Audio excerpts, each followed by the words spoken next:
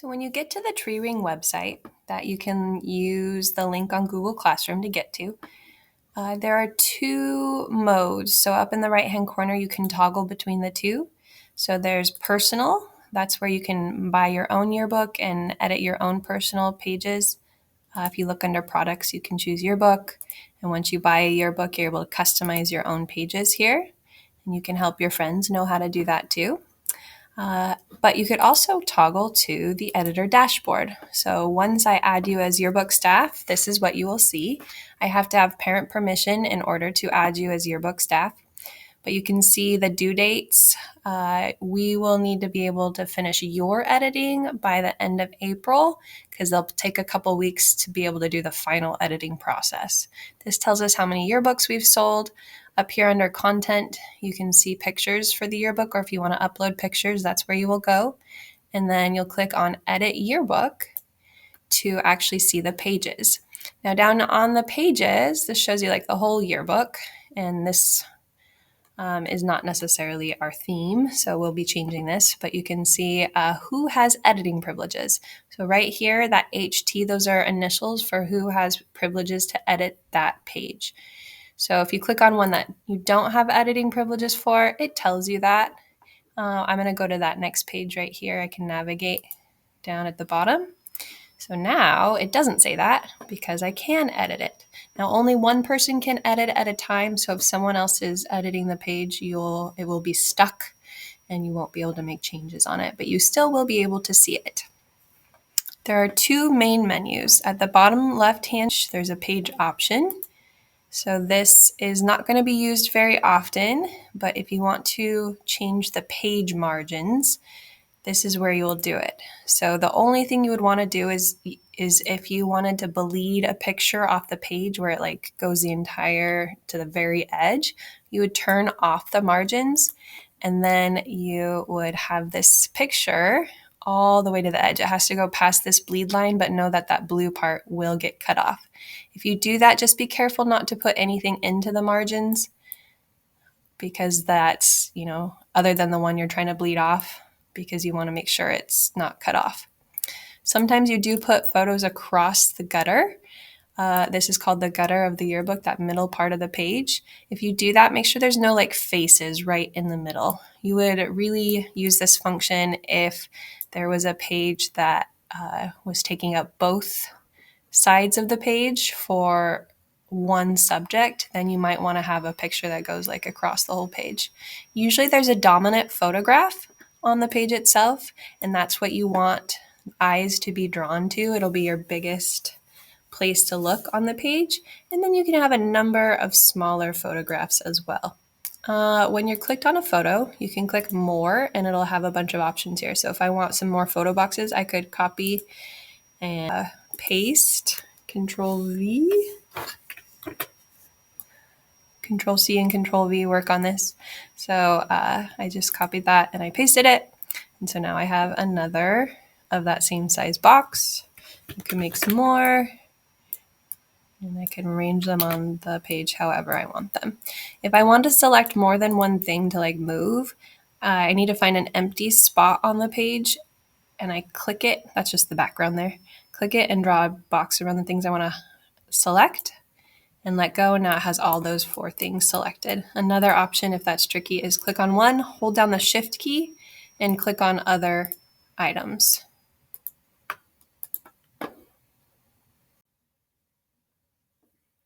So on the left-hand side is where you're going to see the menu that you will use a lot. So there's portraits. Those are like the regular school pictures. The teacher will probably deal with that for the most part. The layout is some options for pre-sorted ways that the pictures show up. So you can like do a certain number of photos per layout, and you can choose one that you like, and then it'll change the layout to match that. Also on here is layout and design. This is a really good place to start. So once our yearbook chooses a theme, all of these will match the theme. Some of the pages are very specific, like a table of contents or something, but there's a lot that will just kind of meet. It'll change the background and it'll change the picture layout as well. So you want to start there on a page because once you get your pictures starting to go in and your text and stuff, you don't want to have to make huge changes. So you can also just do one side or the other at a time. So if you're doing the left side, that'll change what's available to you, or just the right side, it'll change what's available to you. And that would be a good thing to do, have slight differences on the two sides if you have two different topics on this spread. So if you have one thing over on this side and a new, like a totally different club or whatever on this side, then it's good to have differences. If it spans both, then you might want to have one that's more cohesive that goes across the whole page. So that's the layout and design. If you get a layout you like, but you're like, I need to change the background, you can go just to the background. And you'll want to select theme to see all the ones for whatever the chosen theme is, and then you are able to change the background.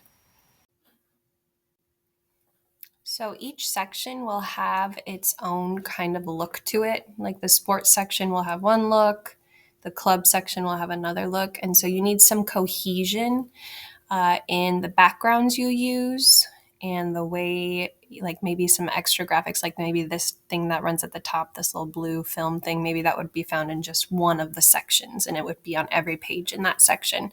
So you have some graphics that look similar, some background that looks similar. You don't have to have the exact same picture layout within a section because it'll vary depending on the club and which pictures you get. But you'll want to have some similarities within a section. And again, it will all tie back into the theme. Okay, there's also graphics. Graphics will be like a number of images that are preloaded with the theme. So you can drag those over. You can add like a nice touch to the page. If you have something you want to put on the page, but it's not on here, we can create it in Canva, but it has to be super professional. Your pages need to look like they have been made professionally.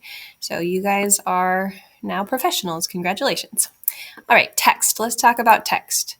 So there are sometimes some preloaded text things, but those aren't going to be used very often. What you're usually going to do is just adding your own text. Oftentimes there are some pre-written text too that you can use. So like over here, robotics is written, but you can change what that says if it's a different title. Usually titles are very large, so somewhere in the like 50, 60, or 70 size level. So I'm going to make this one bigger. Let's go size 67. Edit it, see what it says. It didn't actually change the size. Let's try that again. I'm gonna highlight it this time. Change it. There we go. Making movies. So usually the title is an interesting font, and then sometimes you need to put in a subtitle as well. So I'm gonna grab another text box over here. The subtitle is going to be your more basic font that's easy to read. So like something more classic. And it's still going to be large. So somewhere in like the size 30 range. This is like being very clear about what's the page. So if making movies was like the roaring news, then you would have that subtitle. Generally, though, titles and subtitles are not over the top of pictures. So I would need to like fix that in this layout. But that's going to make it look weird, so I'm just going to leave it there. So we got the title, large, like 60, 70. The subtitle, that makes it very clear. The title goes back to the theme, whatever the theme is. The subtitle makes it clear what the page is about. And then we also often have articles. So sometimes you might have to delete a picture to make space for an article. I'm just going to put it in the trash. I'm going to drag a text box over. And this font size for an article will usually be size 12. You can adjust that a little bit if you need to, but close to size 12, and it's going to be, again, the nice to read font. Now, that might look kind of small on the page, but you can zoom in to be able to see it better here. And then you can actually read it. And so just trust me, that's the right size. Even though it looks small to you, it just looks like that on the computer screen. So the article would go here, and it would include quotes and events that happen in that, whatever it is you're reporting on. The other thing you need are captions. So captions go with the picture. So it's important to put the captions either near the picture that they are going with, or if you have something like this where, let's say we wanted to put captions in this space, you could do a clockwise thing. So you could be like clockwise from top left. So you would start with this picture, do the caption, and then keep going with that. And then your next caption would be about the second one here, and then this one, and then this one, and this one, then this one, this one, this one. See how it makes like a nice little clockwise pattern? So you have to have some kind of indicator which picture you're talking about in the caption itself if it doesn't go right with it. Now, it's good to have captions for all your pictures, but sometimes there might be an exception. So let me get a picture in here. And so if you had a picture that you're like, it's kind of obvious what it's about and we don't need to write a caption, then you can put the names of the people right on the picture itself. So I'll put one that actually has a name. This is my son, Brayden, when he was really young. So I'm going to add my text. Go back to text, add my own text box here. And so when you put the name on the picture, we're going to do it all the same way. So it's going to be a size 9. It's going to be in whatever our readable, easy to see font is. And we're going to do it white text, white. And then you're also going to make a glow on it in case it overlaps like a part that's a little too light. So when you're clicked in the box, go to text effects, and up here at the top, you change it to glow and you turn that glow on. So now when I put the name in, it's just got a little bit of extra color help there. Sometimes for articles and captions, if there's too much darkness in the background, you also might want to do the glow, or another alternative is background to the box. So if you want to do a quote box or something, you can turn on the background color, give it whatever the color makes sense. Usually there's particular colors we're going to use with the theme. So I could save that color if I wanted to. And you might want a border is the line around it. So I could turn on border and I can decide how big my border is. On the text itself, you can justify it here. You can decide if you want it centered. Usually that would only be for titles. Usually I'll do either left justified or this one. It's called justify, and that makes all the lines end at the same spot, which can be a good visual effect. It makes it more rectangular, the text, except for the last line won't be all the way over there. You could also do a right justification if you have some text that needs to look, you don't want some weird spaces and you have it right next to a line of pictures. If you're zoomed in and you want it to fit back to page, go back up to the magnifying glass and click fit to screen. And then sometimes you want to scroll over to get it back in the center. So now we're going to look at, so my photos are going to be your own pictures. Those are uploaded to your own account. Content is where you're going to find the school photos. And you can see they're organized with folders. And if you're having a hard time finding something, you can ask. And if you want help uploading pictures, again, I can help you with that. So if you get a photo in, you just kind of drag it over and it fills up that box. And then you're going to need to be able to zoom into the correct part. So if I put this one in and I want to change how it looks, I'm going to double click on the photo and I can zoom up here.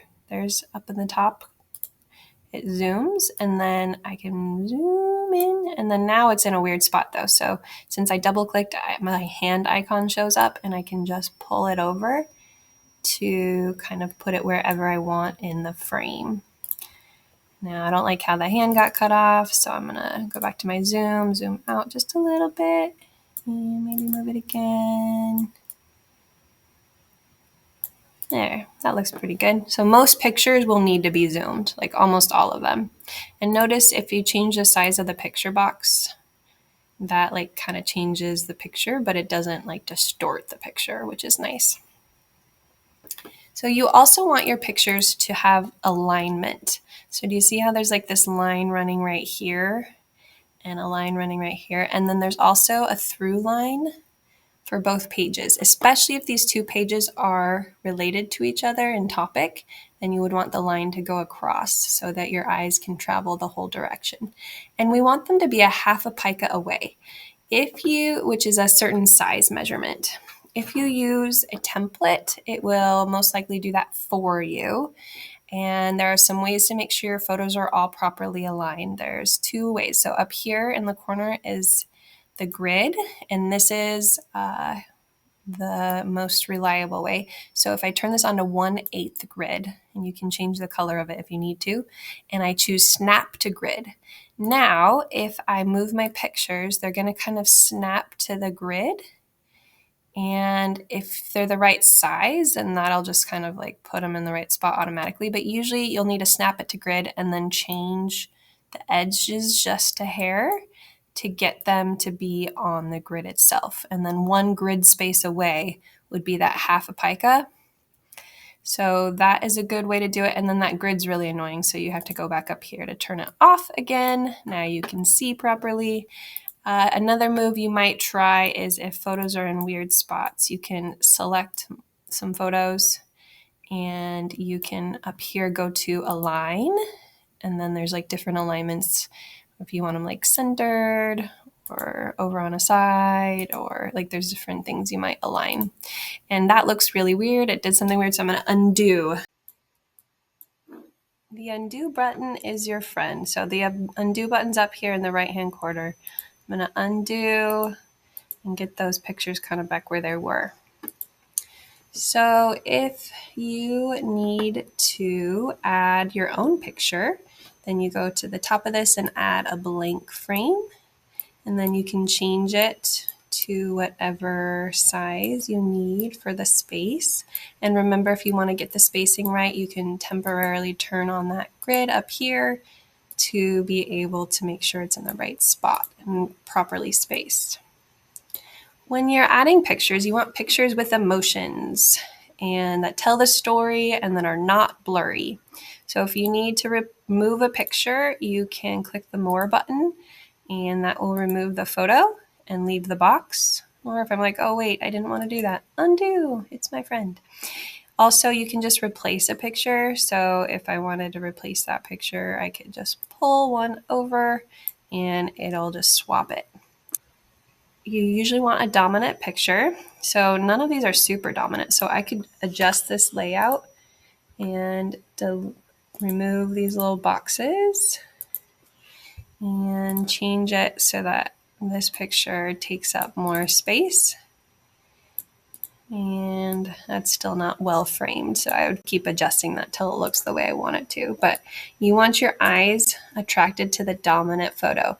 You do not want your eyes attracted to a weird space in the middle. So this is called trapped, usually called white space, but it could be another color. There's a space right here that's like empty and it's framed by these other elements. So your eyes are naturally drawn to that, so that's not a good space. It's okay to have space on the outer edges. So if I did that, now this part's okay. Now our eyes are still drawn to the dominant photo. You also don't want to trap or frame text unless it's like really cool looking text and it's a quote or something. But you wouldn't want to frame a piece of text like that either. That would be trapped text, and it just doesn't look good to the eye. Here's some more trapped space here. I wouldn't want that either, so I would make sure that that didn't exist and pull that down. Over in the bottom right-hand corner, there's a notes page. The notes section is a great place to communicate with yourself. If you're like, I need to remember what to do next time, you're what I'm in the middle of, or a mistake I need to fix and I don't have time right now, you could leave yourself a note. You could also communicate with someone working on the page with you, and I might leave you notes about what you need to fix. So you can use that, and then, yeah, just make these pages work for you, and you're going to report on the events and help each other out.